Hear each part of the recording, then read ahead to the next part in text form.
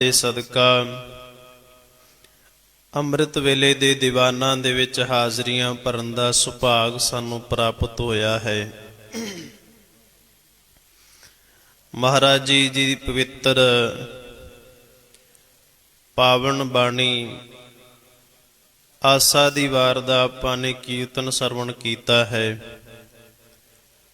ਜਿਸ ਵਿੱਚ ਮਹਾਰਾਜ ਫਰਮਾਉਂਦੇ ਹਨ ਕਿ ਭਾਵੇਂ 100 ਚੰਦਰਮਾ ਨਿਕਲ ਜਾਣ, ਹਜ਼ਾਰਾਂ ਸੂਰਜ ਚੜ੍ਹ ਜਾਣ, ਪਰ ਧਾਰਮਿਕ ਦੁਨੀਆ ਦੇ ਵਿੱਚ ਗੁਰੂ ਤੋਂ ਬਿਨਾਂ ਕੋਈ ਚਾਨਣ ਨਹੀਂ ਦੇ ਸਕਦਾ। ਕਿਉਂਕਿ ਸੰਸਾਰੀ ਦੁਨੀਆ ਬਾਹਰੀ ਤੌਰ ਤੇ ਜੋ ਅਸੀਂ ਅੱਖਾਂ ਰਾਹੀਂ ਵੇਖਦੇ ਹਾਂ, ਉਸ ਦੇ ਰਾਹੀਂ ਸੂਰਜ ਸਾਨੂੰ ਰੋਸ਼ਨੀ ਦਿੰਦਾ ਹੈ, ਚੰਦਰਮਾ ਰੋਸ਼ਨੀ ਦਿੰਦਾ ਹੈ। ਪਰ ਜੇ ਸੂਰਜ ਤੇ ਚੰਦਰਮਾ ਦੀ ਬਾਹਰੀ ਰੋਸ਼ਨੀ ਦੇ ਨਾਲ ਅਸੀਂ ਪਰਮਾਤਮਾ ਨੂੰ ਲੱਭਣ ਦਾ ਯਤਨ ਕਰੀਏ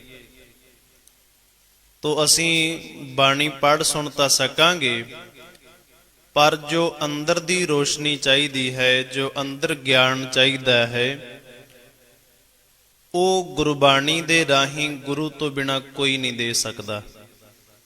ਸਤਿਗੁਰੂ ਜੀ ਫਰਮਾਉਂਦੇ ਨੇ, ਜੇ 100 ਚੰਦਾ ਉਗਵੈ ਸੂਰਜ ਚੜੇ ਹਜ਼ਾਰ, ਏਤੇ ਚਾਨਣ ਹੁੰਦਿਆਂ ਗੁਰ ਬਿਨ ਘੋਰ ਅੰਧਾਰ। ਇਹ ਧਾਰਮਿਕ ਦੁਨੀਆ ਦੀ ਗੱਲ ਹੈ। ਅੱਜ ਦਾ ਜੋ ਪਾਵਨ ਪਵਿੱਤਰ ਸ਼ਬਦ ਜੋ ਆਪਾਂ ਸਰਵਣ ਕੀਤਾ ਹੈ, ਪਿਛਲੇ ਲੰਮੇਰੇ ਸਮੇਂ ਤੋਂ ਜੋ ਵਿਚਾਰ ਲੜੀਵਾਰ ਆਪਾਂ ਸਰਵਣ ਕਰਦੇ ਆ ਰਹੇ ਹਾਂ, ਔਰ ਸਤਿਗੁਰੂ ਜੀ ਦੀ ਅਪਾਰ ਕਿਰਪਾ ਰਹਿਮਤ ਦੇ ਸਦਕਾ ਸਾਹਿਬ ਸ੍ਰੀ ਗੁਰੂ ਅਰਜਨ ਸਾਹਿਬ ਸੱਚੇ ਪਾਤਸ਼ਾਹ ਜੀ ਵੱਲੋਂ ਉਚਾਰਨ ਕੀਤੀ ਬਾਣੀ 52 ਅੱਖਰੀ, ਜਿਹਦੀ ਵਿਚਾਰ ਆਪਾਂ ਰੋਜ਼ਾਨਾ ਸਰਵਣ ਕਰਦੇ ਆ ਰਹੇ ਹਾਂ। ਅੱਜ ਦਾ ਜੋ ਪਾਵਨ ਪਵਿੱਤਰ ਸ਼ਬਦ, ਸ਼ਲੋਕ ਅਤੇ ਪੌੜੀ 30 ਨੰਬਰ ਇਹ ਪੌੜੀ ਹੈ, 256 ਅੰਗ ਦੇ ਉੱਪਰ ਸਬਾਇਬਾਨ ਹੈ। ਸਤਿਗੁਰੂ ਜੀ ਇਸ ਪਵਿੱਤਰ ਸ਼ਬਦ ਦੇ ਵਿੱਚ ਜੋ ਪੌੜੀ ਦੀਆਂ ਅਖੀਰਲੀਆਂ ਪੰਕਤੀਆਂ ਨੇ, ਸਾਨੂੰ ਉਸ ਦੇ ਵਿੱਚ ਫਰਮਾਉਂਦੇ ਹਨ ਕਿ ਟਹਿਤ ਟਹਿਤ ਅਬ ਟਹਿ ਪਰੇ, ਸਾਧ ਜਨਾ ਸ਼ਰਨਾਏ, ਦੁੱਖ ਕੇ ਫਾਹੇ ਕਾਟਿਆ ਨਾਨਕ ਲੀਏ ਸਮਾਏ। ਕਿ ਢਹਿੰਦੇ ਹੋਏ ਹੌਲੀ ਹੌਲੀ ਟਹਿ ਪਰੇ, ਢਹਿ ਦਾ ਅਰਥ ਹੁੰਦਾ ਹੈ ਡਿੱਗ ਪੈਣਾ। ਸਾਧ ਜਨਾ ਸ਼ਰਨਾਏ, ਸਾਧੂਆਂ ਦੀ ਸ਼ਰਨ ਦੇ ਵਿੱਚ, ਗੁਰੂ ਦੀ ਸ਼ਰਨ ਦੇ ਵਿੱਚ, ਦੁੱਖ ਕੇ ਫਾਹੇ ਕਾਟਿਆ ਨਾਨਕ ਲੀਏ ਸਮਾਹੇ। ਅਤੇ ਜਿਹੜੇ ਦੁੱਖ ਦੇ ਫਾਹੇ ਸਨ ਉਹ ਕੱਟੇ ਗਏ। ਅਕਾਲ ਪੁਰਖ ਪਰਮਾਤਮਾ ਜੀ ਦੇ ਨਾਲ ਸਾਡਾ ਮਿਲਾਪ ਹੋ ਗਿਆ, ਵਾਹਿਗੁਰੂ ਦੇ ਨਾਲ ਸਾਡਾ ਮਿਲਾਪ ਹੋ ਗਿਆ। ਪਰ ਸਤਿਗੁਰੂ ਅਸੀਂ ਤਾਂ ਹੀ ਕਰ ਸਕਦੇ ਆ ਨਾ ਜੇ ਅਪਾਰ ਕਿਰਪਾ ਰਹਿਮਤ ਤੇਰੀ ਹੋਵੇ। ਤੇ ਸਤਿਗੁਰੂ ਜੀ ਕਹਿੰਦੇ ਨੇ, ਬੇਸ਼ੱਕ ਤੂੰ ਧਾਰਮਿਕ ਦੁਨੀਆ ਦੇ ਵਿੱਚ ਜਦੋਂ ਚੱਲੇਗਾ ਨਾ, ਰੁਕਾਵਟਾਂ ਬਹੁਤ ਆਉਣਗੀਆਂ। ਔਰ ਇਸ ਸੰਸਾਰ ਦਾ ਵੀ ਜਦੋਂ ਆਪਾਂ ਕੋਈ ਵੀ ਕਾਰਜ ਆਰੰਭ ਕਰਦੇ ਆ, ਉਹਦੇ ਵਿੱਚ ਵੀ ਕਈ ਵਿਚਾਰਾਂ ਅਸੀਂ ਬਣਾਉਂਦੇ ਆ, ਕਈ ਢਾਉਂਦੇ ਆ, ਕਈ ਗੱਲਾਂ ਆਉਂਦੀਆਂ ਨੇ, ਕਈ ਜਾਂਦੀਆਂ ਨੇ। ਇਹ ਨਹੀਂ ਕਿ ਜੋ ਅਸੀਂ ਇੱਕ ਵਾਰਾਂ ਪਰਨ ਕਰ ਲਿਆ ਉਸੇ ਨੂੰ ਤੁਰ ਪੈਂਦੇ ਆ। ਕਈ ਵਾਰੀ ਅਸੀਂ ਸੋਚਦੇ ਆ ਕਿ ਇਹ ਮੇਰੇ ਲਈ ਲਾਭ ਦਾ ਸੌਦਾ ਹੋਏਗਾ ਜਾਂ ਹਾਨੀ ਦਾ, ਇੱਥੋਂ ਮੈਨੂੰ ਲਾਭ ਮਿਲੇਗਾ ਜਾਂ ਘਾਟਾ ਹੋਏਗਾ। ਇਹੋ ਜਿਹੀਆਂ ਗੱਲਾਂ ਸੋਚ ਵਿਚਾਰ ਕੇ ਫਿਰ ਅਸੀਂ ਕਾਰਜ ਆਰੰਭ ਕਰਦੇ ਆ।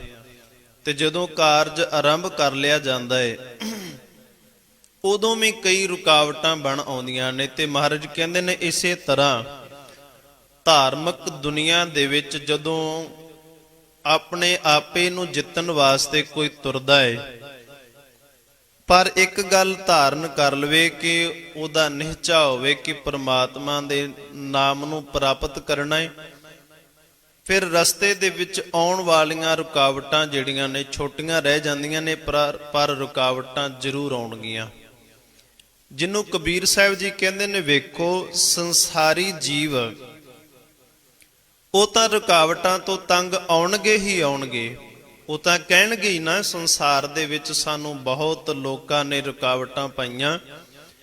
ਪਰ ਅਸਲ ਦੇ ਵਿੱਚ ਜਦੋਂ ਧਾਰਮਿਕ ਦੁਨੀਆ ਦੇ ਵਿੱਚ ਵੀ ਕਈ ਲੋਕ ਅਧਿਆਤਮ ਜਿੱਤਣ ਵਾਸਤੇ ਜਦੋਂ ਤੁਰਦੇ ਨੇ, ਤੇ ਕਈ ਲੋਕ ਅਜਿਹੇ ਨੇ ਜਿਹੜੇ ਉਸ ਮਾਰਗ ਤੇ ਤੁਰਨ ਵਾਲਿਆਂ ਨੂੰ ਬਹੁਤ ਰੁਕਾਵਟਾਂ ਪਾਉਂਦੇ ਨੇ। ਪਰ ਕਬੀਰ ਸਾਹਿਬ ਕਹਿੰਦੇ ਨੇ, ਮੇਰਾ ਇੱਕ ਹੀ ਨਿਹਚਾ ਏ, ਇੱਕ ਹੀ ਮਾਰਗ ਹੈ ਕਿ ਮੈਂ ਪਰਮਾਤਮਾ ਨੂੰ ਪ੍ਰਾਪਤ ਕਰਨਾ ਹੈ। ਤੇ ਜੇ ਉਹਦੇ ਵਿੱਚ ਜੇ ਕੋਈ ਮਨੁੱਖ ਮੈਨੂੰ ਰੋਕਦਾ ਹੈ, ਤੇ ਜੇ ਮੈਂ ਉਹਦੇ ਮੰਗਰ ਲੱਗ ਕੇ ਆਪਣਾ ਰਸਤਾ ਬਦਲ ਲਵਾਂ, ਤਾਂ ਇਹਦੇ ਵਾਸਤੇ ਇਹ ਹੋਏਗਾ ਕਿ ਮੈਂ ਪਰਮਾਤਮਾ ਦੇ ਨਾਮ ਨੂੰ ਛੱਡ ਦਵਾਂ। ਪਰ ਮੈਂ ਆਪਣਾ ਰਸਤਾ ਨਹੀਂ ਬਦਲਾਂਗਾ, ਮੈਂ ਆਪਣੇ ਮਾਰਗ ਤੇ ਚੱਲਦਾ ਰਹਾਂਗਾ। ਪਰ ਜੇ ਉਹ ਮੰਨਣ ਵਾਲਾ ਲੋਕ, ਜੇ ਦੁਨੀਆ ਦੇ ਲੋਕ ਮੈਨੂੰ ਰੁਕਾਵਟਾਂ ਪਾਉਣਗੇ, ਤੇ ਮੈਂ ਬਿਲਕੁਲ ਨਹੀਂ ਰੁਕਾਂਗਾ। ਸਗੋਂ ਮੈਂ ਇਹ ਆਖਦਾਂਗਾ, ਮਨ ਮਾਨੇ ਲੋਗ ਨਾ ਪਤੀਜੈ, ਨਾ ਪਤੀਜੈ ਤਉ ਕਿਆ ਕੀਜੈ। ਇੱਕ ਤਾਂ ਹੁੰਦਾ ਹੈ ਸੰਸਾਰੀ, ਤੇ ਸੰਸਾਰ ਦੇ ਜੀਵਨ ਦੇ ਕਈ ਰੁਕਾਵਟਾਂ ਪਾਉਣ ਵਾਲੇ ਨੇ। ਪਰ ਇੱਥੇ ਕਬੀਰ ਸਾਹਿਬ ਵਰਗੇ ਮਹਾਂਪੁਰਸ਼ ਨੇ ਵੀ ਇਹ ਬਚਨ ਕਹਿ ਦਿੱਤਾ ਵੀ ਜੇ ਲੋਕ ਮੰਨਦੇ ਨਹੀਂ ਹਨ, ਤੇ ਕੋਈ ਜ਼ਰੂਰੀ ਨਹੀਂ ਕਿ ਅਸੀਂ ਉਹਨਾਂ ਨੂੰ ਮਨਾਉਣ ਦੇ ਚੱਕਰ 'ਚ ਪੈ ਜਾਣਾ ਹੈ। ਜੇ ਨਹੀਂ ਮੰਨਦੇ ਤੇ ਉਹਨਾਂ ਨੂੰ ਆਪਾਂ ਮਨਾਉਣਾ ਨਹੀਂ, ਆਪਾਂ ਆਪਣੇ ਮਾਰਗ ਤੇ ਚੱਲਣਾ ਹੈ। ਮਨ ਮਾਨੇ ਲੋਗ ਨਾ ਪਤੀਜੈ, ਨਾ ਪਤੀਜੈ ਤਉ ਕਿਆ ਕੀਜੇ। ਤਾਂ ਕੀ ਉਹਨਾਂ ਨੂੰ ਆਪਾਂ ਜ਼ਰੂਰੀ ਮਨਾਉਣਾ ਹੈ, ਪੱਕੇ ਤੌਰ ਤੇ ਦੱਸਣਾ ਹੀ ਦੱਸਣਾ ਹੈ ਕਿ ਸਾਡਾ ਮਨ ਮੰਨ ਚੁੱਕਾ ਹੈ। ਇਸ ਕਰਕੇ ਗੁਰਬਾਣੀ ਕਹਿੰਦੀ, ਢਾਹਣ ਲਾਗੇ ਧਰਮ ਰਾਏ ਕਿਨੇ ਨਾ ਘਾਲਿਓ ਬੰਦ। ਕਿ ਬੇਸ਼ੱਕ ਧਾਰਮਿਕ ਦੁਨੀਆ ਦੇ ਵਿੱਚ ਤੁਰਦਿਆਂ ਨੂੰ ਸਾਨੂੰ ਸ਼ਾਬਾਸ਼ ਹੈ, ਪਰ ਕਹਿੰਦੇ ਜਦੋਂ ਅਸੀਂ ਪਰਮਾਤਮਾ ਦੇ ਮਾਰਗ ਤੇ ਤੁਰਾਂਗੇ ਨਾ, ਤੇ ਸਾਡੇ ਰਸਤੇ ਦੇ ਵਿੱਚ ਕੋਈ ਰੋਕ ਨਹੀਂ ਲਾ ਸਕਦਾ, ਕੋਈ ਸਾਨੂੰ ਰੋਕ ਨਹੀਂ ਸਕਦਾ। ਪਰ ਇਹ ਪੱਕੇ ਤੌਰ ਤੇ ਧਾਰਨ ਹੋਣਾ ਚਾਹੀਦਾ ਕਿ ਹਾਂ, ਇਸ ਮਾਰਗ ਤੇ ਮੈਂ ਚੱਲਣਾ ਹੈ, ਇਸ ਮਾਰਗ ਉੱਪਰ ਮੈਂ ਚੱਲਣਾ ਹੈ। ਤੇ ਸਤਿਗੁਰੂ ਜੀ ਕਹਿੰਦੇ ਨੇ, ਨਾਨਕ ਉਬਰੇ ਜਪ ਹਰੀ ਸਾਧ ਸੰਗ ਸੰਬੰਧ। ਉਹ ਉੱਭਰ ਜਾਂਦੇ ਨੇ ਅਕਾਲ ਪੁਰਖ ਪਰਮਾਤਮਾ ਜੀ ਦੇ ਨਾਮ ਨੂੰ ਜਪ ਕੇ, ਵਾਹਿਗੁਰੂ ਦੇ ਨਾਮ ਨੂੰ ਜਪ ਕੇ ਉਹ ਉੱਭਰ ਜਾਂਦੇ ਨੇ। ਉੱਭਰਨ ਦਾ ਅਰਥ ਹੁੰਦਾ ਹੈ ਤਰ ਜਾਣਾ।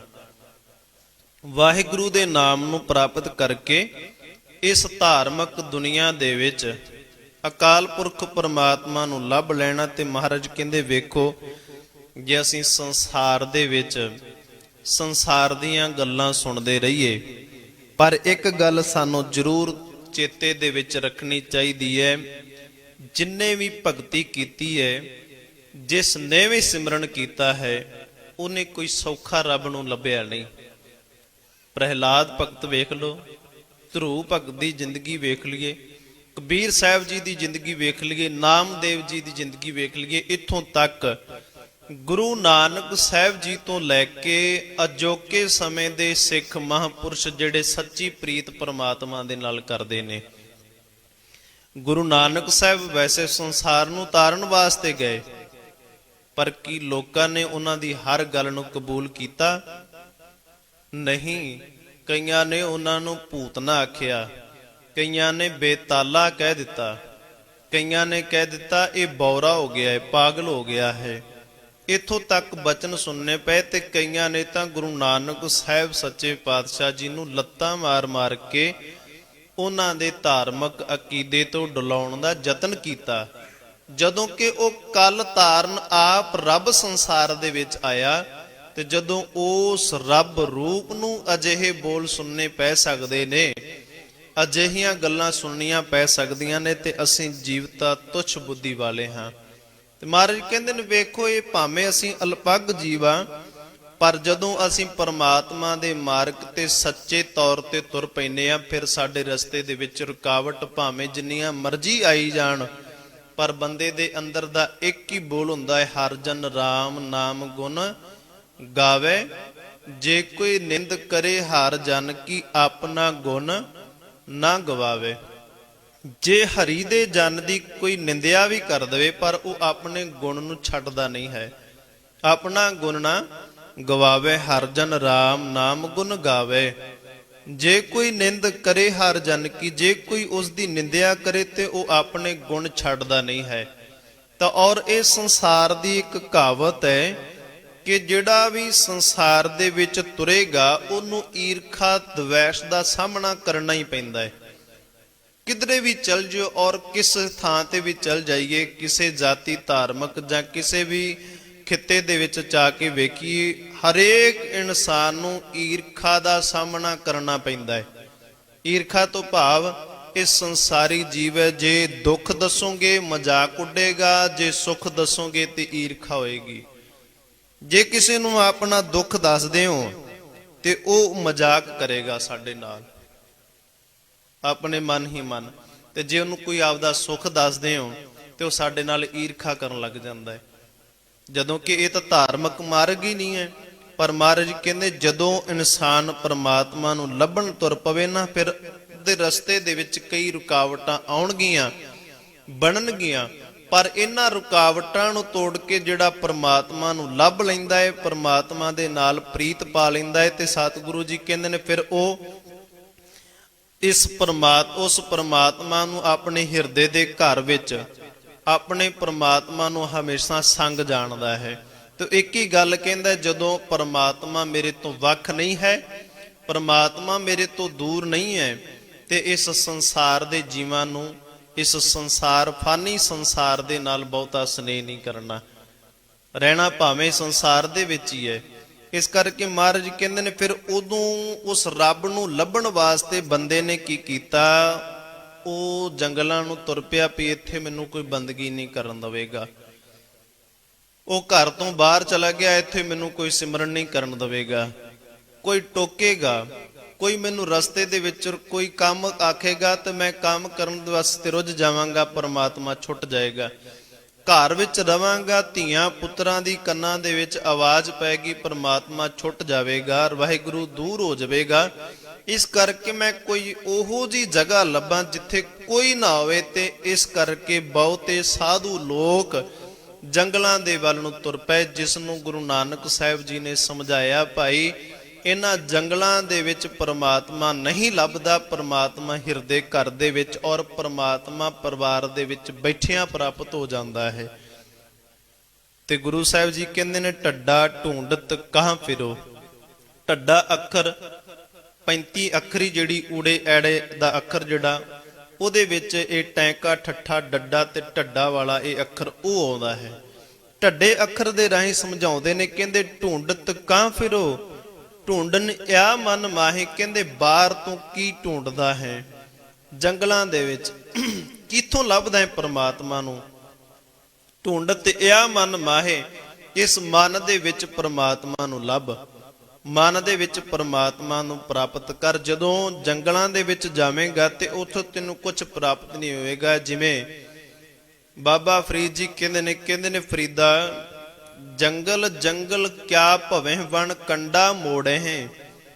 ਕਹਿੰਦੇ ਜੰਗਲਾਂ ਦੇ ਵਿੱਚ ਭੱਜਦਾ ਫਿਰਦਾ ਹੈ, ਦੌੜਦਾ ਹੈ, ਵਣਾ ਕੰਡਿਆਂ ਨੂੰ ਮਿੱਧਦਾ ਫਿਰਦਾ ਹੈ, ਤੇ ਰੱਬ ਤਾਂ ਤੇਰੇ ਹਿਰਦੇ ਦੇ ਵਿੱਚ ਵਸਦਾ ਹੈ, ਰੱਬ ਤੇਰੇ ਅੰਦਰ ਵਸਦਾ ਹੈ। ਜੰਗਲਾਂ ਦੇ ਵਿੱਚ ਪਰਮਾਤਮਾ ਨਹੀਂ ਪ੍ਰਾਪਤ ਹੋਏਗਾ। ਇਸ ਮਨ ਦੇ ਵਿੱਚ ਪਰਮਾਤਮਾ ਨੂੰ ਪ੍ਰਾਪਤ ਕਰੋ। ਆਖਰਕਾਰ ਇਹ ਮਨ ਹੈ ਕੀ ਛੈ, ਕਿਉਂਕਿ ਸੰਸਾਰ ਦੇ ਵਿੱਚ ਹਰੇਕ ਚੀਜ਼ ਦਾ ਆਪਰੇਸ਼ਨ ਹੈ।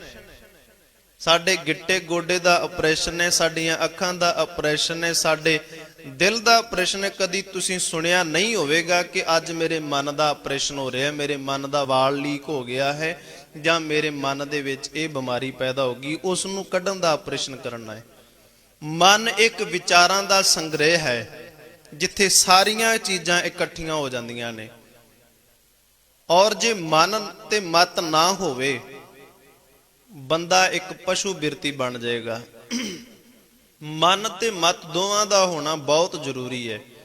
ਜੇ ਬੰਦੇ ਦੇ ਕੋਲ ਮਨ ਹੈ ਪਰ ਮਤ ਨਹੀਂ, ਸੋਝੀ ਨਹੀਂ, ਉਹਨੂੰ ਖਾਣ ਦਾ ਨਹੀਂ ਪਤਾ ਲੱਗੇਗਾ, ਉਹਨੂੰ ਪੀਣ ਦਾ ਨਹੀਂ ਪਤਾ ਲੱਗੇਗਾ। ਉਹ ਤਾਂ ਧਾਰਮਿਕ ਦੁਨੀਆ ਦੇ ਵਿੱਚ ਦੇਖੇਗਾ ਜ਼ਰੂਰ, ਪਰ ਉਹਨੂੰ ਪਤਾ ਨਹੀਂ ਲੱਗਣਾ ਕਿ ਮੈਂ ਰਸਤੇ ਨੂੰ ਪਾਰ ਕਿਵੇਂ ਕਰਨਾ ਹੈ। ਕੋਈ ਸਾਧਨ ਮੈਨੂੰ ਟੱਕਰ ਮਾਰ ਦੇਗਾ, ਉਹ ਆਪਣੀ ਚਾਲ ਦੇ ਵਿੱਚ ਨਿਰੰਤਰ ਚੱਲਦਾ ਜਾਏਗਾ, ਉਹਨੂੰ ਸੋਝੀ ਨਹੀਂ ਹੋਏਗੀ। ਤੇ ਜੇ ਬੰਦੇ ਕੋਲ ਕੱਲੀ ਮਤ ਹੋਵੇ ਤੇ ਮਨ ਨਹੀਂ ਹੋਵੇਗਾ, ਤੇ ਉਹ ਬੰਦਾ ਕੀ ਕਰਦਾ ਫਿਰ? ਉਹ ਬੰਦਾ ਫਿਰ ਸਿਕੰਦਰ ਵਰਗਾ ਬਣ ਜਾਂਦਾ ਹੈ ਕਿ ਮੈਂ ਕੇਵਲ ਸੰਸਾਰ ਨੂੰ ਜਿੱਤਣਾ ਹੈ।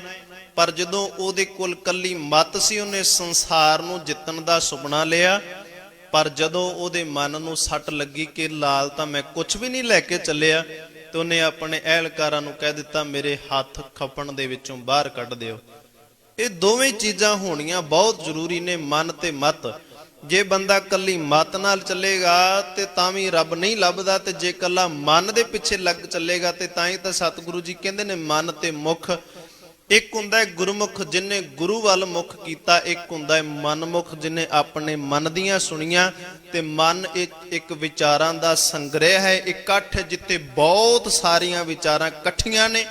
ਇੱਕ ਵਿਚਾਰ ਬਣਦੀ ਹੈ, ਇੱਕ ਢਹਿ ਜਾਂਦੀ ਹੈ, ਇੱਕ ਫੇਰ ਬਣਦੀ ਹੈ, ਇੱਕ ਢਹਿ ਜਾਂਦੀ ਹੈ। ਤੇ ਸਤਿਗੁਰੂ ਜੀ ਕਹਿੰਦੇ ਨੇ ਇਸ ਤਰੀਕੇ ਦੇ ਨਾਲ ਤੂੰ ਮਨ ਨੂੰ ਸਥਿਰ ਕਰ ਲਵੇਂ, ਮਨ ਨੂੰ ਆਪਣੇ ਨੂੰ ਪਕੜ ਦੇ ਵਿੱਚ ਰੱਖ ਲਵੇਂ, ਤੇ ਕਹਿੰਦੇ ਜਦੋਂ ਮਨ ਪਕੜ ਦੇ ਵਿੱਚ ਆ ਗਿਆ ਫਿਰ ਇਹ ਮਨ ਦੌੜੇਗਾ ਨਹੀਂ, ਮਨ ਥਿਰ ਹੋ ਜਾਏਗਾ। ਜਿਵੇਂ ਕਬੀਰ ਸਾਹਿਬ ਜੀ ਕਹਿੰਦੇ ਨੇ, ਕਬੀਰ ਮਨ ਪੰਖੀ ਭਇਓ ਉੱਡ ਉੱਡ 10 ਦਿਸ਼ ਜਾਏ, 10 ਦਿਸ਼ਾਵਾਂ ਵੱਲ ਦੌੜਦਾ ਹੈ, ਸਾਰੇ ਪਾਸੇ ਦੌੜਦਾ ਹੈ। ਪਰ ਇਹ 10 ਦਿਸ਼ਾਵਾਂ ਵੱਲ ਇਹਨੂੰ ਇੱਕ ਹੀ ਬੰਦਾ ਨਹੀਂ ਮਿਲੇਗਾ। ਇਹ ਨਹੀਂ ਕਿ ਜੇ ਇਹ ਪੂਰਬ ਵੱਲ ਨੂੰ ਗਿਆ ਤੇ ਪੂਰਬ ਵੱਲ ਵੀ ਇਹਨੂੰ ਇੱਕੋ ਵਿਚਾਰਧਾਰਾ ਮਿਲੀ, ਜੇ ਪੱਛਮ ਵੱਲ ਨੂੰ ਗਿਆ ਇੱਕੋ ਵਿਚਾਰਧਾਰਾ ਮਿਲੀ, ਜੇ ਉੱਤਰ ਵੱਲ ਨੂੰ ਗਿਆ ਤਾਂ ਵੀ ਇੱਕੋ ਵਿਚਾਰਧਾਰਾ ਮਿਲੀ। ਜਿੰਨੀਆਂ ਦਿਸ਼ਾਵਾਂ ਨੇ ਉਨੀਆਂ ਹੀ ਵਿਚਾਰਾਂ ਇਹਦੇ ਅੰਦਰ ਠਹਿਰ ਜਾਣਗੀਆਂ। ਤੇ ਕਬੀਰ ਸਾਹਿਬ ਕਹਿੰਦੇ ਫਿਰ ਜੋ ਜੈਸੀ ਸੰਗਤ ਮਿਲੇ, ਜਿਹੋ ਜਿਹੋ ਜੀ ਇਹਨੂੰ ਸੰਗਤ ਮਿਲਦੀ ਹੈ ਉਹੋ ਜੀਆਂ ਵਿਚਾਰਾਂ ਇਹਦੇ ਅੰਦਰ ਉਤਪੰਨ ਹੁੰਦੀਆਂ ਨੇ।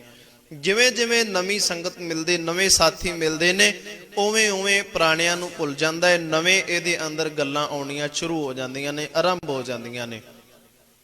ਉਵੇਂ ਉਵੇਂ ਪ੍ਰਮਾਤਮਾ ਦੇ ਨਾਮ ਤੋਂ ਇਹ ਦੂਰ ਹੁੰਦਾ ਜਾਂਦਾ ਹੈ। ਤੇ ਸਤਿਗੁਰੂ ਜੀ ਕਹਿੰਦੇ ਨੇ ਕਿਉਂ ਨਾ ਪਹਿਲਾਂ ਇਸ ਮਨ ਤੇ ਹੀ ਕਾਬੂ ਕਰ ਲਿਆ ਜਾਵੇ, ਕਿਉਂ ਨਾ ਇਸ ਮਨ ਨੂੰ ਹੀ ਮਨਾ ਲਿਆ ਜਾਵੇ। ਢੱਡਾ ਢੂੰਡਤ ਕਾਂ ਫਿਰ ਢੂੰਡਤ ਆ ਮਨ ਮਾਹੇ, ਸੰਗ ਤੁਹਾਰੇ ਪ੍ਰਭ ਵਸੇ ਬਨ ਬਨ ਕਹਾਂ ਫਿਰਾਏ। ਕਹਿੰਦੇ ਤੁਹਾਡੇ ਹਿਰਦੇ ਦੇ ਵਿੱਚ ਪਰਮਾਤਮਾ ਵਸ ਰਿਹਾ ਹੈ, ਸੰਗ ਤੁਹਾਰੇ ਪ੍ਰਭ ਬਸੇ ਬਨ ਬਨ ਕਹਾਂ ਫਿਰਾਏ। ਬਨ ਬਨ ਦਾ ਅਰਥ ਹੁੰਦਾ ਜੰਗਲ, ਜੰਗਲ ਦੇ ਵਿੱਚ ਲੱਭ ਲੱਭ ਕੇ ਕੀ ਸਾਬਤ ਕਰਨਾ ਚਾਹੁੰਦਾ ਹੈ?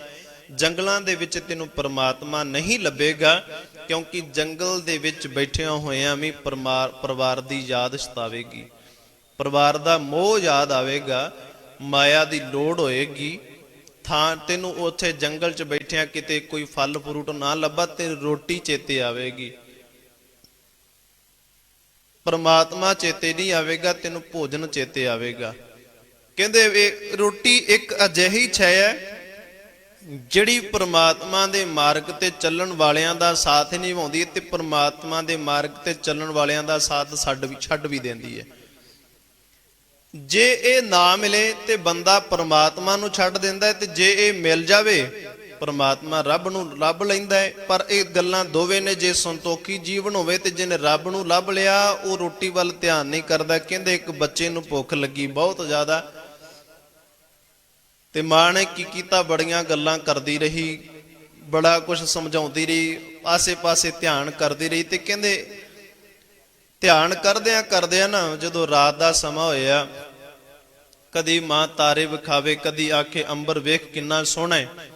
ਤੇ ਕਹਿੰਦੇ ਗੱਲਾਂ ਕਰਦਿਆਂ ਨਾ ਮਾਂ ਪੁੱਤ ਨੂੰ ਕਹਿੰਦੀ ਵੇਖ ਚੰਦਰਮਾ ਕਿੰਨਾ ਸੋਹਣਾ ਹੈ, ਕਿੰਨੀ ਰੋਸ਼ਨੀ ਦਿੰਦਾ ਹੈ। ਪਰ ਜਿਹਨੂੰ ਭੁੱਖ ਲੱਗੀ ਸੀ ਬੱਚਾ, ਉਹ ਕਹਿੰਦਾ ਬਿਲਕੁਲ ਹਾਂ ਮਾਂ, ਇਹ ਬਿਲਕੁਲ ਗੋਲ ਰੋਟੀ ਵਰਗਾ ਹੈ। ਉਹਨੂੰ ਗੋਲ ਚੰਦਰਮਾ ਦੀ ਗੁਲਾਈ ਦੇ ਵਿੱਚੋਂ ਵੀ ਰੋਟੀ ਦਿਸਦੀ ਹੈ। ਉਹ ਕਹਿੰਦਾ ਬਿਲਕੁਲ ਮਾਂ, ਇਹ ਜਿਵੇਂ ਚੰਦਰਮਾ ਹੈ ਬਹੁਤ ਸੋਹਣਾ, ਪਰ ਹੈ ਗੋਲ, ਬਿਲਕੁਲ ਇਹ ਰੋਟੀ ਦੇ ਵਰਗਾ। ਇਵੇਂ ਪਰਮਾਤਮਾ ਜਿਹੜਾ ਹੈ, ਜਿਹਨੂੰ ਪਰਮਾਤਮਾ ਨੂੰ ਲੱਭਣਾ ਹੈ, ਜਿਸ ਮਨੁੱਖ ਨੇ ਪਰਮਾਤਮਾ ਨੂੰ ਪਾਉਣਾ ਹੈ, ਉਹਦਾ ਧਿਆਨ ਭਾਵੇਂ ਜਿਸ ਪਾਸੇ ਕਰੀ ਜਾਈਏ, ਜਿੱਧਰ ਮਰਜੀ ਉਹਨੂੰ ਲਾਉਣ ਦਾ ਯਤਨ ਕਰੀਏ, ਉਹ ਪ੍ਰਮਾਤਮਾ ਨੂੰ ਨਹੀਂ ਛੱਡਦਾ। ਉਹ ਕਹਿੰਦਾ ਕਿ ਪ੍ਰਮਾਤਮਾ ਮੇਰਾ ਜੀਵਨ ਹੈ।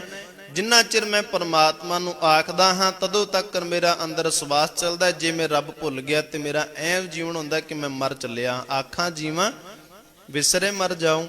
ਇਹ ਬਚਨ ਲਿਖੇ ਨਹੀਂ ਹਨ, ਇਹਨਾਂ ਦੀ ਕਮਾਈ ਵੀ ਕੀਤੀ, ਘਾਲਣਾ ਵੀ ਕੀਤੀ। ਤੇ ਸਤਿਗੁਰੂ ਜੀ ਕਹਿੰਦੇ ਨੇ ਕਿਉਂ ਤੂੰ ਬਨ ਬਨ ਦੇ ਵਿੱਚ ਦੌੜਦਾ ਹੈ, ਢੇਰੀ ਢਾਹੋ ਸਾਧ ਸੰਗ।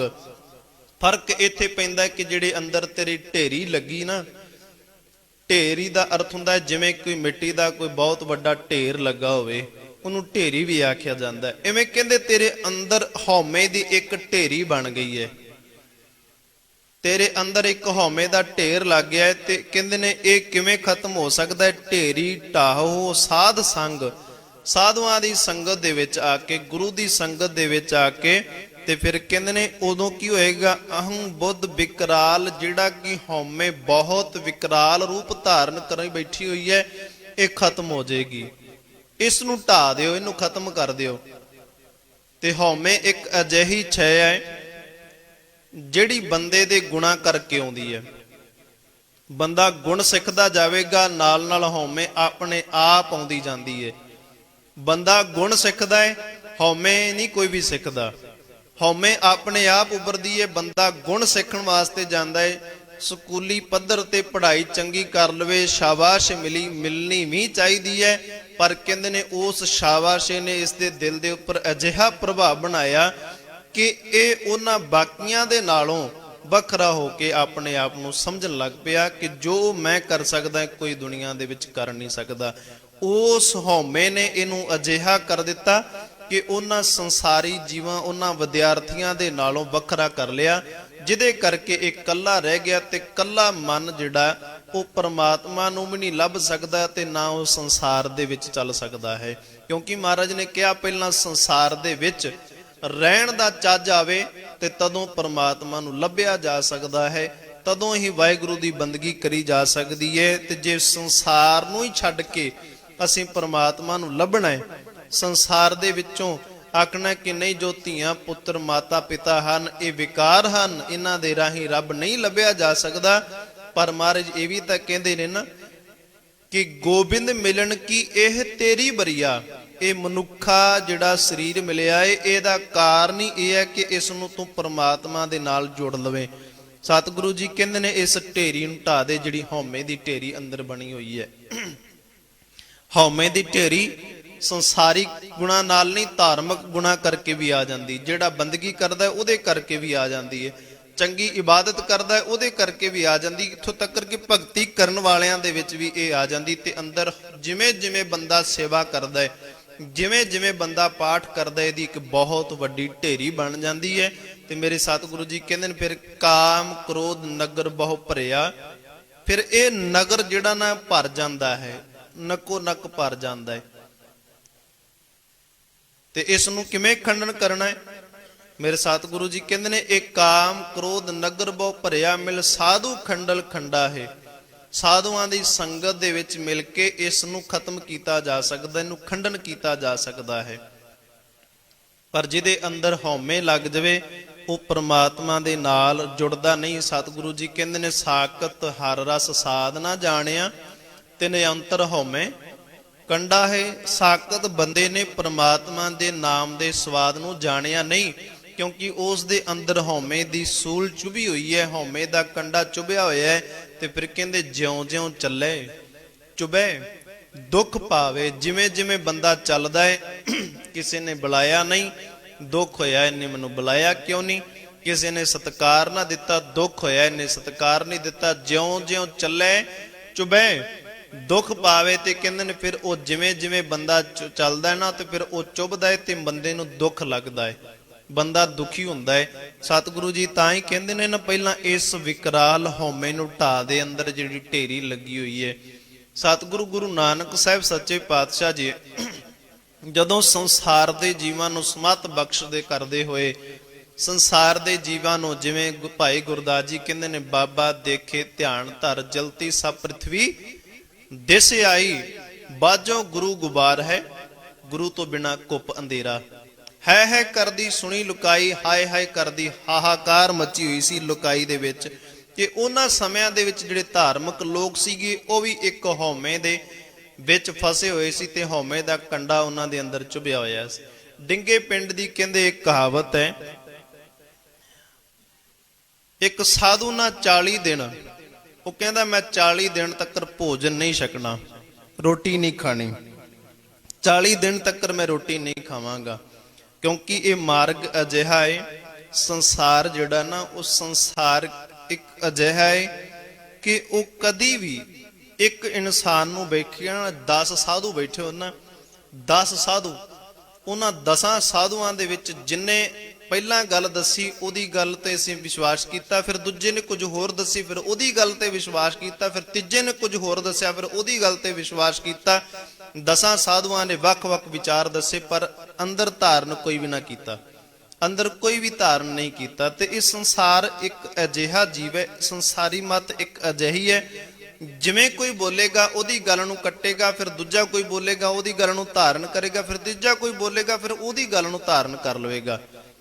ਇਵੇਂ ਸੰਸਾਰ ਜਿਹੜਾ ਸੀ ਨਾ ਉਹ ਕਦੀ ਕਿਸੇ ਵੱਲ ਦੌੜਦਾ ਸੀ, ਕਦੀ ਕਿਸੇ ਸਾਧੂ ਵੱਲ ਦੌੜਦਾ ਸੀ। ਤੇ ਸੰਸਾਰ ਦੇ ਵਿੱਚ ਜਿਹੜਾ ਬੰਦਾ ਰੋਟੀ ਛੱਡ ਦੇ ਉਹਨੂੰ ਬਹੁਤ ਮਹਾਨ ਮੰਨਿਆ ਜਾਂਦਾ ਹੈ, ਜਿਹੜਾ ਬੰਦਾ ਕੱਪੜੇ ਪਾਉਣਾ ਛੱਡ ਦੇ ਉਹਨੂੰ ਬਹੁਤ ਮਹਾਨ ਆਖਿਆ ਜਾਂਦਾ ਹੈ, ਤੇ ਜਿਹੜਾ ਬੰਦਾ ਨੰਗੇ ਪੈਰੀ ਆਣ ਕੇ ਯਾਤਰਾਵਾਂ ਕਰ ਦਵੇ ਉਹਨੂੰ ਬਹੁਤ ਮਹਾਨ ਆਖਿਆ ਜਾਂਦਾ ਹੈ। ਪਰ ਜੋ ਅਕਾਲ ਪੁਰਖ ਪਰਮਾਤਮਾ ਜੀ ਦੀ ਬੰਦਗੀ ਅੰਦਰੋਂ ਕਰੇ ਵਿਖਾਵਾ ਨਾ ਕਰੇ ਉਹਦੀ ਕੋਈ ਮਹਾਨਤਾ ਨਹੀਂ ਹੈ, ਉਹਨੂੰ ਕੋਈ ਸਾਧੂ ਨਹੀਂ ਜਾਣਦਾ। ਸਾਧੂ ਆਪਾਂ ਬਾਹਰੀ ਵੇਸ਼ ਤੋਂ ਜਾਣਦੇ ਆ, ਅੰਦਰੂਨੀ ਤੌਰ ਤੇ ਸਾਨੂੰ ਸਾਧੂ ਨਹੀਂ ਦਿਸਦੇ ਹਨ। ਉਹਨੇ 40 ਦਿਨ ਤੱਕ ਵਰਤ ਰੱਖਿਆ, ਕਹਿੰਦਾ ਵੀ ਜਦੋਂ 39 ਦਿਨ ਹੋਵੇਗਾ ਨਾ, ਉਹਦੇ ਚਾਟੜਿਆਂ ਨੂੰ ਉਹਨੇ ਆਖ ਦਿੱਤਾ ਵੀ ਜਦੋਂ 39 ਦਿਨ ਹੋਏਗਾ ਨਾ ਉਦੋਂ ਢੋਲ ਵਜਾ ਦੇਣਾ ਸਾਰੇ ਨਗਰ ਦੇ ਵਿੱਚ, ਢੰਡੋਰਾ ਪਿੱਟ ਦੇਣਾ ਵੀ ਜਦੋਂ 40 ਦਿਨ ਹੋਏ ਉਦੋਂ ਉਹ ਸਾਧੂ ਜਿਹੜਾ ਉਹ ਬਾਹਰ ਆਏਗਾ ਤੇ ਸਾਰੇ ਲੋਕ ਫਿਰ ਨਮਸਕਾਰਾਂ ਕਰਨਗੇ, ਉਹਨੂੰ ਬੜਾ ਸਤਿਕਾਰ ਕਰਨਗੇ। ਇਵੇਂ ਕੀਤਾ। 39 ਦਿਨ ਹੋਏ ਤੇ ਢੋਲ ਵਜਾਉਣ ਵਾਲੇ ਨੇ ਢੋਲ ਢੰਡੋਰਾ ਪਿੱਟਿਆ ਵੀ ਸਾਧੂ ਬਾਹਰ ਆਏਗਾ, 40 ਦਿਨ ਅਗਲੇ ਦਿਨ ਤੁਸੀਂ ਸਾਰਿਆਂ ਨੇ ਦਰਸ਼ਨ ਕਰਨ ਜਾਣੇ ਨੇ। ਤੇ ਸੁਭਾਵਕ ਅੱਗੋਂ ਗੁਰੂ ਨਾਨਕ ਸਾਹਿਬ ਜੀ ਅਤੇ ਭਾਈ ਮਰਦਾਨਾ ਜੀ ਮਿਲ ਪੈਂਦੇ ਨੇ। ਇਹ ਵੇਖੋ ਕਈ ਵਾਰੀ ਜਦੋਂ ਅਸੀਂ ਸੰਸਾਰ ਦੇ ਵਿੱਚ ਵਿਚਰਦੇ ਆ ਨਾ ਤੇ ਅਸੀਂ ਜਿਹੜੇ ਮਿਰਾਸੀ ਲੋਕ ਹੁੰਦੇ ਨੇ, ਮਿਰਾਸ ਕਰਨ ਵਾਲੇ ਜਿਹੜੇ ਸੰਸਾਰ ਦੇ ਲੋਕਾਂ ਨੂੰ ਖੁਸ਼ ਕਰਦੇ ਨੇ, ਉਹ ਮਿਰਾਸ ਕਰਦੇ ਨੇ ਵਿਆਹਾਂ ਸ਼ਾਦੀਆਂ ਦੇ ਵਿੱਚ ਤੇ ਲੋਕ ਖੁਸ਼ ਹੁੰਦੇ ਨੇ ਤੇ ਉਹਨਾਂ ਨੂੰ ਰੁਪਈਏ ਦਿੰਦੇ ਨੇ। ਮਰਦਾਨਾ ਜੀ ਕਹਿਣ ਲੱਗੇ ਬਾਬਾ ਨਾਨਕ ਤੇਰੀ ਮੇਰੀ ਜੋੜੀ ਜਿਹੜੀ ਨਾ ਬਹੁਤ ਵਧੀਆ ਤੇ ਬਹੁਤ ਸਾਥ ਨਿਭਾਉਣ ਵਾਲੀ ਹੈ। ਔਰ ਉਹ ਕਹਿੰਦਾ ਵੇਖ ਮੈਂ ਤੇਰਾ ਡੂਮ ਆ, ਡੂਮ ਦਾ ਅਰਥ ਹੁੰਦਾ ਮਰਾਸੀ। ਭਾਈ ਮਰਦਾਨਾ ਕਹਿੰਦਾ ਬਾਬਾ ਮੈਂ ਤੇਰਾ ਡੂਮ ਹੈ ਤੇ ਤੂੰ ਰੱਬ ਦਾ ਡੂਮ ਹੈ, ਮੈਂ ਤੇਰਾ ਮਿਰਾਸੀ ਹਾਂ ਤੇ ਤੂੰ ਰੱਬ ਦਾ ਮਿਰਾਸੀ ਹੈ। ਮੈਂ ਸੰਸਾਰ ਨੂੰ ਖੁਸ਼ ਵਾਸਤੇ ਕਰਨ ਵਾਸਤੇ ਆ ਰਬਾਬਾਂ ਵਜਾਉਣਾ ਹੈ ਜਾਂ ਹੋਰ ਸਾਜ਼ ਵਜਾਉਣਾ ਹੈ ਤੇ ਤੂੰ ਰੱਬ ਨੂੰ ਖੁਸ਼ ਕਰਨ ਵਾਸਤੇ, ਇਸ ਕਰਕੇ ਤੇਰਾ ਮੇਰਾ ਕੋਈ ਬਹੁਤਾ ਫਰਕ ਨਹੀਂ ਹੈ। ਤੇ ਇਤਿਹਾਸ ਲਿਖਦਾ ਵੀ ਗੁਰੂ ਨਾਨਕ ਸਾਹਿਬ ਜੀ ਸੱਚੇ ਪਾਤਸ਼ਾਹ ਦੇ ਜਿਹੜਾ ਸੁਭਾਅ ਸੀ ਉਹ ਹਸਮੁਖ ਸੀਗਾ। ਹਸਮੁਖ ਤੋਂ ਭਾਵ ਇਹ ਹੁੰਦਾ ਹੈ ਕਿ ਹਰੇਕ ਗੱਲ ਨੂੰ ਸਮਝਾਉਣ ਦਾ ਤਰੀਕਾ ਵੀ ਹੋਣਾ ਤੇ ਉਹਨੂੰ ਕਦੇ ਰੁੱਸਣ ਵੀ ਨਾ ਦੇਣਾ। ਇਵੇਂ ਉਹ ਢੰਡੋਰਾ ਪਿੱਟਣ ਵਾਲੇ ਨੂੰ ਗੁਰੂ ਨਾਨਕ ਸਾਹਿਬ ਜੀ ਕਹਿਣ ਲੱਗੇ ਕਿਸ ਚੀਜ਼ ਦਾ ਢੰਡੋਰਾ ਪਿੱਟਦਾ? ਕਹਿੰਦੇ ਸਾਧੂ ਬੈਠੇ ਨੇ ਬੰਦਗੀ ਕਰਦੇ ਪਏ ਨੇ, ਉਹਨਾਂ ਨੇ ਕੱਲ ਨੂੰ ਉੱਠਣਾ ਹੈ, ਰੋਟੀ ਤੋਂ ਬਿਨਾ ਉਹਨਾਂ ਦਾ ਗੁਜ਼ਾਰਾ ਚੱਲ ਰਿਹਾ ਹੈ। ਸਾਧੂ ਗੁਰੂ ਨਾਨਕ ਸਾਹਿਬ ਜੀ ਕਹਿਣ ਲੱਗੇ ਉੱਠਣਾ ਤਾਂ ਉਹਨਾਂ ਨੇ ਕੱਲ ਨੂੰ, ਇੱਕ ਦਿਨ ਤਾਂ ਜੇ ਰਹਿ ਗਿਆ ਨਾ, ਆਪਾਂ ਕੱਲ ਨੂੰ ਢੰਡੋਰਾ ਪਿੱਟਾਂਗੇ, ਅੱਜ ਤੂੰ ਰਹਿਣ ਦੇ। ਉਹਨੇ ਸੋਚਿਆ ਵੀ ਇਹ ਵੀ ਰੱਬ ਦਾ ਕੋਈ ਜੋਗੀ ਹੈ, ਇਹਦੀ ਗੱਲ ਮੰਨ ਲੈਣੀ ਚਾਹੀਦੀ। ਉਹ ਢੰਡੋਰਾ ਪੁੱਟਣ ਵਾਲਾ ਬੰਦ ਕਰ ਗਿਆ, ਚੁੱਪ ਕਰ ਗਿਆ। ਜਦੋਂ 40 ਦਿਨ ਹੋਏ ਸਾਧੂ ਬਾਹਰ ਆਇਆ, ਉਹਨੇ ਵੇਖਿਆ ਵੀ ਕੋਈ ਹੈ ਨਹੀਂ, ਕੋਈ ਸਤਿਕਾਰ ਕਰਨ ਵਾਲਾ, ਕੋਈ ਫੁੱਲਾਂ ਦੀ ਮਾਲਾ ਕਿਸੇ ਨੇ ਲੈ ਕੇ ਆਉਣੀ ਸੀ, ਕਿਸੇ ਨੇ ਭੋਜਨ ਪਦਾਰਥ ਲੈ ਕੇ ਆਉਣਾ ਸੀ, ਕਿਸੇ ਨੇ ਧਨ ਲੈ ਕੇ ਆਉਣਾ ਸੀ, ਵੀ ਸਾਧੂ 40 ਦਿਨ ਭੁੱਖਾ ਰਿਹਾ ਹੈ। ਤੇ ਕਹਿੰਦੇ ਜਦੋਂ ਕੋਈ ਨਾ ਦਿਸਿਆ ਤੇ ਉਹਨੇ ਬਾਹਰ ਵੇਖਿਆ ਕੋਈ ਦਿਸਿਆ ਨਾ ਤੇ ਗਸ਼ ਖਾ ਕੇ ਡਿੱਗ ਪਿਆ। ਗਸ਼ ਦਾ ਅਰਥ ਹੁੰਦਾ ਬੇਹੋਸ਼ ਹੋ ਕੇ ਡਿੱਗ ਪੈਣਾ ਜਾਂ ਹੌਕਾ ਭਰ ਕੇ ਡਿੱਗ ਪੈਣਾ, ਇਹਨੂੰ ਕਹਿੰਦੇ ਗਸ਼ ਖਾ ਕੇ ਡਿੱਗਣਾ। ਕਹਿੰਦੇ ਉਹ ਜਦੋਂ ਡਿੱਗਾ ਨਾ ਤੇ ਗੁਰੂ ਨਾਨਕ ਸਾਹਿਬ ਜੀ ਢੰਡੋਰਾ ਪਿੱਟਣ ਵਾਲਿਆਂ ਨੂੰ ਕਹਿੰਦੇ ਹੁਣ ਪਿੱਟ ਢੰਡੋਰਾ। ਇਹਨੂੰ ਢੰਡੋਰਾ ਪਿੱਟਿਆ ਤੇ ਲੋਕ ਆਏ ਤੇ ਬੜਾ ਖੁਸ਼ ਹੋਇਆ ਵੀ ਲੋਕ ਆਏ ਨੇ। ਪਰ ਉਹ ਕਹਿਣ ਲੱਗੇ ਗੁਰੂ ਨਾਨਕ ਸਾਹਿਬ ਸੱਚੇ ਪਾਤਸ਼ਾਹ ਜੀ ਕਹਿਣ ਲੱਗੇ ਭਲਿਆ ਰੋਟੀ ਤੋਂ ਬਿਨਾ ਤੂੰ 40 ਦਿਨਾਂ ਦੀ ਗੱਲ ਛੱਡ, ਕਈ ਦਿਨ ਤੱਕ ਜਿਉਂਦਾ ਰਹਿ ਸਕਦਾ ਹੈ। ਕਿਉਂ? ਕਿਉਂਕਿ ਤੂੰ ਇੱਕ ਚੀਜ਼ ਖਾ ਰਿਹਾ ਸੀ, ਅੰਦਰ ਬੈਠਾ ਤੂੰ ਕੁਝ ਖਾ ਰਿਹਾ ਸੀ। ਉਹ ਸਾਧੂ ਕਹਿੰਦਾ ਮੈਂ ਕੁਝ ਨਹੀਂ ਖਾਦਾ, ਅੰਦਰ ਜਾ ਕੇ ਵੇਖ ਲਓ ਬਿਲਕੁਲ ਕੁਝ ਨਹੀਂ, ਨਾ ਪਾਣੀ ਨਾ ਧਾਣੀ ਨਾ ਰੋਟੀ, ਕੁਝ ਵੀ ਨਹੀਂ ਹੈ। ਗੁਰੂ ਨਾਨਕ ਸਾਹਿਬ ਜੀ ਕਹਿਣ ਲੱਗੇ ਤੂੰ ਖਾ ਰਿਹਾ ਸੀ ਕੁਝ। ਤੇ ਉਹ ਕਹਿੰਦਾ ਵੀ ਜਿਵੇਂ ਸਾਧੂਆਂ ਦੀ ਗੱਲ ਹੁੰਦੀ, ਬੇਸ਼ੱਕ ਗੁਰਬਾਣੀ ਨੇ ਇਹ ਸਾਨੂੰ ਬਿਲਕੁਲ ਸਮਝਾਇਆ ਵੀ ਅੜਨਾ ਨਹੀਂ ਕਿਸੇ ਨਾਲ। ਜੇ ਕੋਈ ਮੰਨਦਾ ਨਹੀਂ ਨਾ ਉਹਦੇ ਨਾਲ ਅੜਨਾ ਨਹੀਂ ਹੈ। ਪੜ੍ਹੇ ਲਿਖੇ ਦਾ ਗੁਣ ਇਹ ਹੈ ਕਿ ਨਿਮਰਤਾ ਧਾਰਨ ਕਰਕੇ ਬਚਨ ਕਹਿ ਕੇ ਮਾਫੀ ਮੰਗ ਕੇ ਉੱਥੋਂ ਚਲਾ ਜਾਵੇ। ਅੜਨ ਦਾ ਮਤਲਬ ਗੁਰੂ ਨਾਨਕ ਸਾਹਿਬ ਜੀ ਕਦੀ ਵੀ ਨਹੀਂ ਅੜੇ। ਬੇਸ਼ੱਕ ਉਹਨਾਂ ਨੇ ਗੱਲ ਸਮਝਾਈ ਪਰ ਅੜੀਅਲ ਸੁਭਾਅ ਕਦੀ ਨਹੀਂ ਕਿਸੇ ਵੀ ਗੁਰੂ ਸਾਹਿਬ ਨੇ ਨਹੀਂ ਰੱਖਿਆ। ਗੱਲ ਜ਼ਰੂਰ ਸਮਝਾ ਦਿੱਤੀ ਔਰ ਸਿੱਖਾਂ 'ਚ ਵੀ ਇਹ ਹੋਣਾ ਚਾਹੀਦਾ ਹੈ। ਗੁਰੂ ਨਾਨਕ ਸਾਹਿਬ ਜੀ ਕਹਿਣ ਲੱਗੇ ਤੂੰ ਖਾ ਜ਼ਰੂਰ ਰਿਹਾ ਸੀ। ਉਹ ਕਹਿੰਦੇ ਵੀ ਦੱਸੋ ਫਿਰ ਮੈਂ ਕੀ ਕਰ ਰਿਹਾ ਸੀ? ਕਹਿੰਦੇ ਤੇਰੇ ਅੰਦਰ ਜਿਹੜੀ ਇੱਕ ਅੰਦਰ ਹਉਮੈ ਦਾ ਜਿਹੜਾ ਭੋਜਨ ਸੀ ਨਾ ਉਹ ਤੂੰ ਛਕਦਾ ਪਿਆ ਸੀ ਵੀ ਆਉਣ ਵਾਲੇ ਦਿਨਾਂ ਦੇ ਵਿੱਚ ਮੈਂ ਜਦੋਂ ਬਾਹਰ ਨਿਕਲਾਂਗਾ ਲੋਕੀ ਮੇਰਾ ਸਤਿਕਾਰ ਕਰਨਗੇ। ਹਉਮੈ, ਤੂੰ ਹਉਮੈ ਦਾ ਭੋਜਨ ਛਕਦਾ ਪਿਆ ਸੀ, ਹਉਮੈ ਦੀ ਢੇਰੀ ਤੇਰੇ ਅੰਦਰ ਲੱਗੀ ਸੀ। ਜਦੋਂ ਮੈਂ ਬਾਹਰ ਆਵਾਂਗਾ ਨਾ ਲੋਕ ਮੇਰਾ ਸਤਿਕਾਰ ਕਰਨਗੇ, ਲੋਕ ਮੇਰੀ ਇੱਜ਼ਤ ਕਰਨਗੇ, ਲੋਕ ਮੈਨੂੰ ਮੱਥਾ ਟੇਕਣਗੇ। ਉਹਦੇ ਕਰਕੇ ਤੂੰ 40 ਦਿਨ ਤਾਂ ਛੱਡ, ਤੂੰ ਕਈ ਸਾਲ ਤੱਕ ਜਿਉਂਦੇ ਰਹਿ ਸਕਦਾ ਹੈ।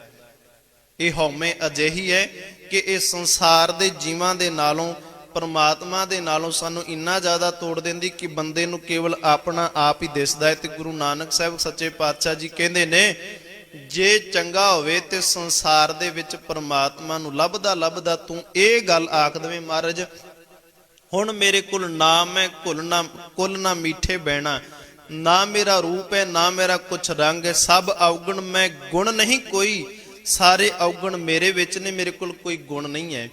ਔਰ ਜਿਹੜਾ ਬੰਦਾ ਹਉਮੈ ਤੋਂ ਨਿਰਲੇਪ ਰਹਿਣਾ ਚਾਹੁੰਦਾ ਹੋਵੇ ਉਹ ਗੁਰੂ ਨਾਨਕ ਸਾਹਿਬ ਜੀ ਵਾਂਗੂ ਪਹਿਲਾਂ ਹੀ ਆਖ ਦਿੰਦਾ ਨਾ ਹੋਂ ਜਤੀ ਸਤੀ, ਨਹੀਂ ਪੜਿਆ ਮੂਰਖ ਮੁਗਦਾ ਜਨਮ ਪਿਆ। ਗੁਰੂ ਨਾਨਕ ਸਾਹਿਬ ਜੀ ਵਰਗਾ ਸੁਚੱਜਾ ਤੇ ਸੂਝਵਾਨ ਕੌਣ ਹੋ ਸਕਦਾ ਹੈ? ਪਰ ਉਹਨਾਂ ਨੇ ਵੀ ਇਹ ਕਹਿ ਦਿੱਤਾ ਕਿ ਨਾ ਹੋਂ ਜਤੀ ਸਤੀ, ਨਹੀਂ ਪੜਿਆ ਮੂਰਖ ਮੁਗਦਾ ਜਨਮ ਪਿਆ, ਮੇਰਾ ਜਨਮ ਮੂਰਖਾਂ ਮੁਗਦਾਂ ਵਰਗਾ ਹੈ। ਪਰਣਵਤ ਨਾਨਕ ਤਿਨ ਕੀ ਸ਼ਰਨ ਜਿਨ ਤੂੰ ਨਾ ਹੀ ਵਿਸਰਿਆ, ਪਰ ਮੈਂ ਉਹਨਾਂ ਦੀ ਸ਼ਰਨ ਦੇ ਵਿੱਚ ਪਿਆ ਪਰਮਾਤਮਾ ਜਿਨ੍ਹਾਂ ਨੂੰ ਤੂੰ ਕਦੇ ਵਿਸਰਦਾ ਨਹੀਂ ਹੈ, ਜਿਨ੍ਹਾਂ ਨੂੰ ਤੂੰ ਕਦੀ ਭੁੱਲਦਾ ਨਹੀਂ ਹੈ।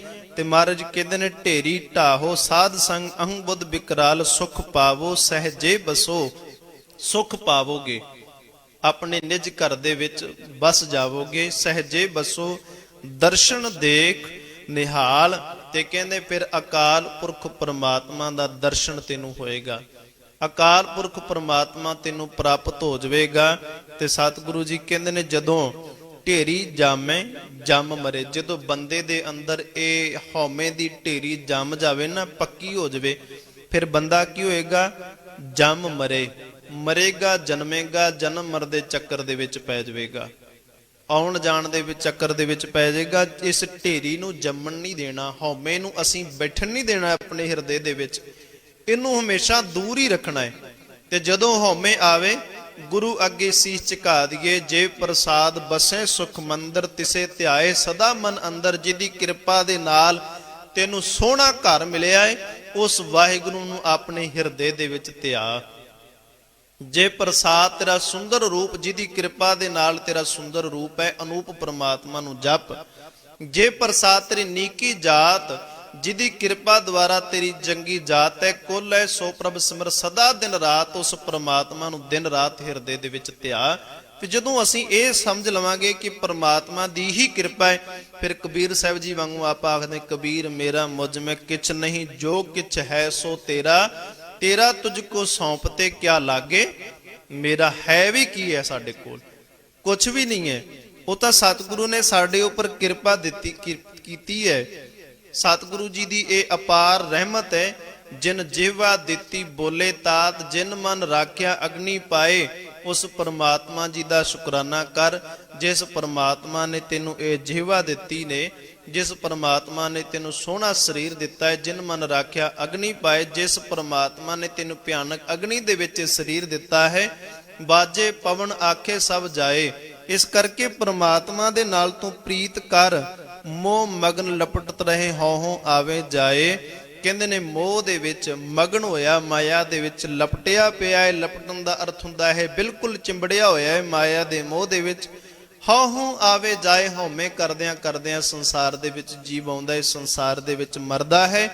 ਪਰ ਸਤਿਗੁਰੂ ਜੀ ਕਹਿੰਦੇ ਨੇ ਜਦੋਂ ਟਹਿਤ ਟਹਿਤ ਅਬ ਢਹਿ ਭਰੇ, ਢਹਿ ਢਹਿ ਦਾ ਅਰਥ ਹੁੰਦਾ ਲੱਭਦਿਆਂ ਲੱਭਦਿਆਂ, ਅਬ ਢਹਿ ਭਰੇ, ਅੱਜ ਹਉਮੈ ਖਤਮ ਕੀਤੀ, ਹੌਲੀ ਹੌਲੀ ਹਉਮੈ ਕਰਦਿਆਂ ਕਰਦਿਆਂ ਖਤਮ ਕਰਦਿਆਂ ਕਰਦਿਆਂ ਆਖਿਰਕਾਰ ਸਗਲ ਦਵਾਰ ਕੋ ਛੱਡ ਕੇ ਗਇਓ ਤੁਹਾਰੋ ਦਵਾਰ। ਇਹ ਇੱਕ ਅਰਦਾਸ ਹੈ, ਮਹਾਰਾਜ ਸਾਰੇ ਦਵਾਰੇ ਛੱਡ ਕੇ ਹੁਣ ਤੇਰੇ ਦਵਾਰੇ ਤੇ ਡਿੱਗ ਪੈਣਾ।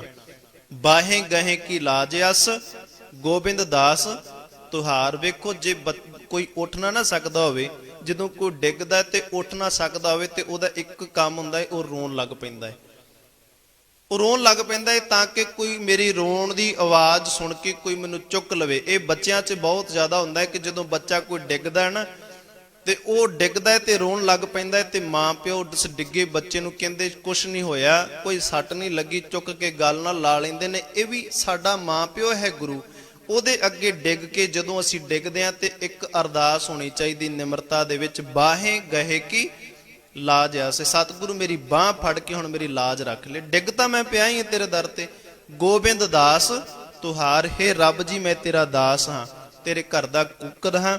ਢਹਿਤ ਢਹਿਤ ਅਬ ਢਹਿ ਪਰੇ, ਸਾਧ ਜਨਾ ਸ਼ਰਨਾਏ, ਦੁੱਖ ਕੇ ਫਾਹੇ ਕਾਟਿਆ ਨਾਨਕ ਲੀਏ ਸਮਾਏ। ਕਹਿੰਦੇ ਹੁਣ ਦੁੱਖਾਂ ਦੇ ਫਾਹੇ ਕੱਟ ਗਏ, ਅਕਾਲ ਪੁਰਖ ਪਰਮਾਤਮਾ ਦੇ ਨਾਲ ਇਵੇਂ ਲੀਨ ਹੋ ਗਿਆ ਇਨਸਾਨ। ਨਾਨਕ ਲੀਨ ਭਇਓ ਗੋਬਿੰਦ ਸਿਓ, ਜਿਉ ਪਾਣੀ ਸੰਗ ਪਾਣੀ। ਜਿਵੇਂ ਪਾਣੀ ਦੇ ਵਿੱਚ ਮਿਲ ਕੇ ਪਾਣੀ ਪਵਿੱਤਰ ਹੋ ਜਾਂਦਾ ਹੈ, ਗੰਦਲਾ ਪਾਣੀ ਪਵਿੱਤਰ ਪਾਣੀ 'ਚ ਮਿਲੇ ਤੇ ਉਹ ਸਾਫ਼ ਹੋ ਜਾਂਦਾ ਹੈ। ਇਵੇਂ ਪਰਮਾਤਮਾ ਦੇ ਨਾਲ ਮਿਲ ਕੇ ਪਰਮਾਤਮਾ ਤੋਂ ਗੁਣ ਪ੍ਰਾਪਤ ਕਰਕੇ ਅਸੀਂ ਰੱਬ ਦੇ ਨਾਲ ਆਤਮਾ ਪਰਮਾਤਮਾ ਇੱਕੋ ਜਾਣ ਦਾ ਰੂਪ ਹੋ ਜਾਵਾਂਗੇ। ਗੁਰੂ ਸਾਹਿਬ ਸਭ ਨੂੰ ਦੇਹ ਰੋਗਤਾ ਦੀਆਂ ਦਾਤਾ, ਚੜ੍ਹਦੀ ਜੀਵਨ ਬਖਸ਼ਿਸ਼ ਕਰਨ ਜੀ। ਹੋਈਆਂ ਬੇਅੰਤ ਪ੍ਰਕਾਰ ਦੀਆਂ ਭੁੱਲਾਂ ਖਿਮਾ ਕਰਨੀਆਂ ਜੀ। ਪਿਆਰ ਸਤਿਕਾਰ ਨਾਲ ਆਖੋ ਜੀ ਵਾਹਿਗੁਰੂ ਜੀ ਕਾ ਖਾਲਸਾ, ਵਾਹਿਗੁਰੂ ਜੀ ਕੀ ਫਤਿਹ।